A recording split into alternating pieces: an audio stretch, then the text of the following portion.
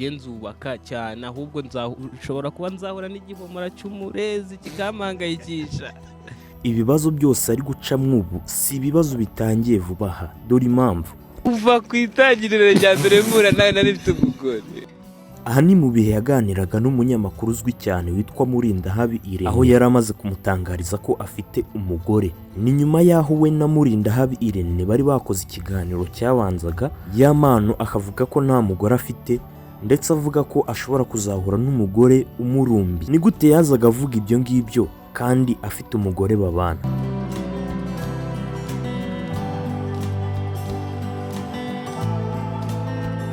Ahubwo se ko umugani ugana kariho kandi ngo burya ubuzima umuntu abayeho ari bwo umuntu akunze kuvugaho cyane, ni gute yampano yisanze ari guhimba indirimbo zivuga ku bugome bw'umuntu, avuga ati uko umuntu burya umubona inyuma siko aba arimo imbere.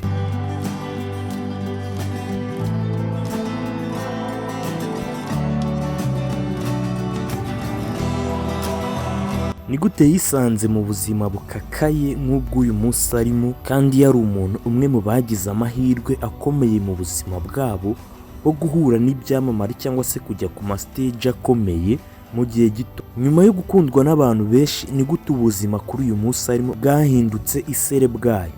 Mw'abajene twiraga mu nzu, icyo dushatse cyose tugikora, haza umukobwa. Uyu mukobwa ni nanjye wamwandikiye kuri TikTok bwa mbere. Uriya bari kumushariwe mu buryo butangaje, mu buryo butunguranye cyane. Uyu wa boy nibwo yahuye n'umukobwa, bahuriye kuri TikTok, ariko nyuma y'iminsi 4 gusa bahise babana nk'umugore n'umugabo, ndetse bitarenze icyumweru kimwe gusa nibwo video yabo bahise bayirikodinga, imwe yamenyekanye cyane y'ubwambure bwabo. Hashize n'iminsi 3 yonyine bamenyanye. Ngarutse nasanze umukobwa bamunzu. Ibi bintu biteye urujijo, guhurira kuri TikTok nyuma y'iminsi 3 mukahita mubana nk'umugore n'umugabo. Telefone ite n'ukuntu nabo iriya video nibwo yayirikodeze mu matariki 17 nta n'icyumweru umuntu mumaze muziranye. Ubwo nakomezaga nkora ubushakashatsi kugira ngo menye ibijyanye n'imibanire yabo, nibwo nageze kuri iyi video. Iyi video yasobanuraga uburyo yampano n'umudamu we babanye mu buryo budasobanutse neza cyane, ko inkuru yabo y'urukundo yari itaramara n'icyumweru ibayeho, ahubwo muri icyo cyumweru kimwe bamenyanye nibwo inkomoko y'ibi bibazo byose yampano turi kumubona muri iyi minsi nibwo byatangiye. Ndavuga kuba uyu munsi tuvuga ngo yampano twabonye ubwambure bwe cyangwa se afunzwe azira kudahuza n'uwo bashakanye. Bros, ikintu namuvuga sibura hari ikintu ufite cyo kumuvugaho? Ntabyo nzi nanjye niyo mpamvu mubajije. Melody ntacyo pe. Abantu nibo bakunda kwivugira ati uzatinye umuntu usenga, utinye umuntu wize, utinye n'umuntu ufite amafaranga, tutirengagije umugore n'umupfumu.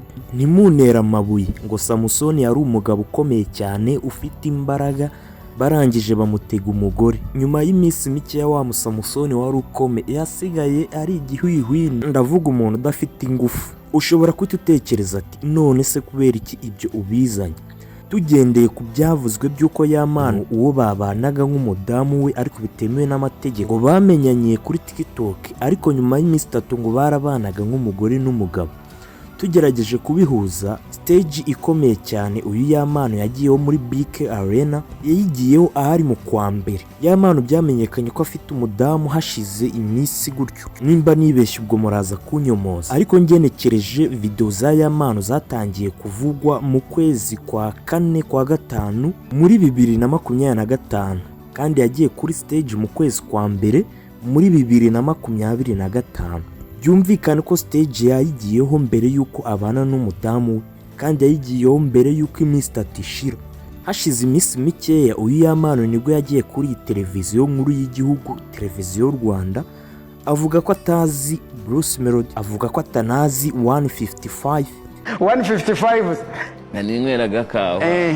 Tubihorera abo bagabo. Tubareke. Nose ndabavuga iki? Ntago muzi Melody pe.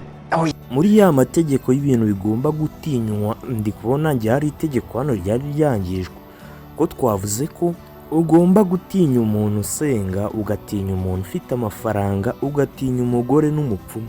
N'ubusabe ngiye ngusabye mu kiganiro umuntu witwa yampano wamufashije nawe mwagakora ubufasha rero butangwa na nyir'ugufasha kuko nizeye neza ko nawe wamufasha. mureke twisekere gusa ubwo turaba turi guseka hari abantu babiri batarasekana natwe.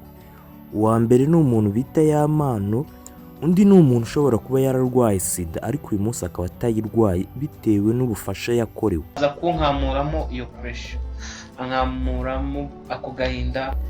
hano naho yampano wa boy yari amaze kubazwa icyo madamu we babana ariko mu buryo butemewe n'amategeko amufasha nyuma y'aho bari batandukanye ariko bakongera bagasubirana. ankura mu isi ya social media, yego, nzana misiyo mu rugo, duhana urukundo, duhana igihe, duhana umwanya. nakuze numva bavuga ngo zirara zishya bwacya umuriro ukazima.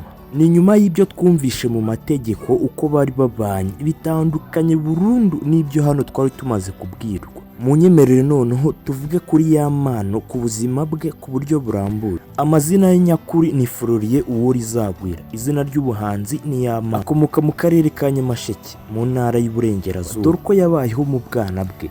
Yampano yakuriye mu muryango w'abakristo. se yari umucuranzi acuranga gitari muri kiliziya, naho nyina n'abavandimwe be baririmbaga muri korali. nubwo Yampano atigeze aririmba akiri mutoya, yakundaga umuziki akiri muto cyane kubera urugero rwa se. yatangiye kwiga gucuranga yifuza kumera nka se. dore noneho uko Yampano yatangiye umuziki. yatangiye kubona ko afite impano yo kuririmba igihe yigaga mu mashuri yisumbuye. yakundaga kuririmba indirimbo z'abahanzi batandukanye nka Meddy, The Ben, Iva Bravan na Bruce Melody. abanyeshuri bagenzi be bamubwiraga ko afite impano ry'ijwi ridasanzwe. ibyo nibyo byahise bituma yiyemeza gukora umuziki. Yampano yinjiye mu muziki nk'umwuga mu mwaka wo mu 2021. mu ntangiriro ntabwo yari azwi cyane ariko yagiye akora indirimbo zitandukanye zituma agenda amenyekana. dore zimwe mu ndirimbo zamenyekanishije Yampano cyane. harimo indirimbo nka Uworizagwira, Mayibobo, Inzira Nuwande, ngo yakoranye na Papa Cyangwe, Si ibyanjye, Uwo muntu n'izindi zitandukanye. dore noneho ibihe Yampano yazamukiyemo cyane.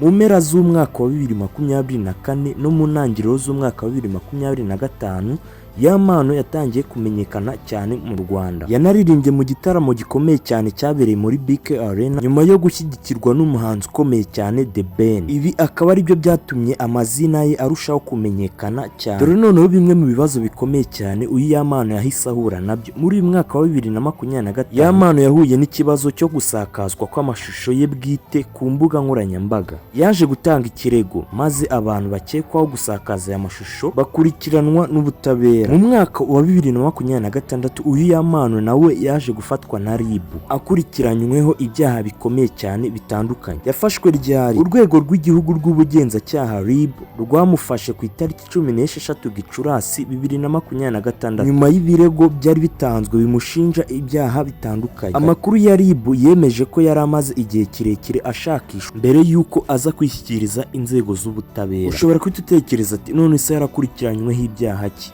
nk'uko byatangajwe n'ubushinjacyaha mu rukiko rwa Kicukiro, Yampano akurikiranyweho ibyaha birimo gukubita no gukomeretsa ku bushake, gutera ubwoba, kwangiza umutungo w'undi, gufungirana umuntu mu buryo bunyuranyijwe n'amategeko, kunywa cyangwa gukoresha ibiyobyabwenge, kugerageza kwica. hari n'ahavuzwe gukoresha amagambo y'ivangura mu iperereza ryabanje gukorwa. dore ibyo ubushinjacyaha noneho buvuga. ubushinjacyaha bwo bwavuze ko ikibazo cyaturutse ku birego byatanzwe n'umugore bivugwa ko babanaga nk'abashakanye ariko batarasezeranye mu buryo bwemewe n'amategeko. bivugwa ko uwo mugore yakubiswe inshuro nyinshi agaterwa ubwoba ndetse ko hari igihe Yampano yagerageje kumugirira nabi bikomeye. hari n'amakuru avuga ko yashinjwe kugerageza kugonga umugore we ubwo yari ari kuri moto akoresheje imodoka. ibyo byabaye nyuma yo kumutera ubwoba ko azamwica. dore noneho aho urubanza rwa Yampano rugeze. ku itariki 2 Kamena 2026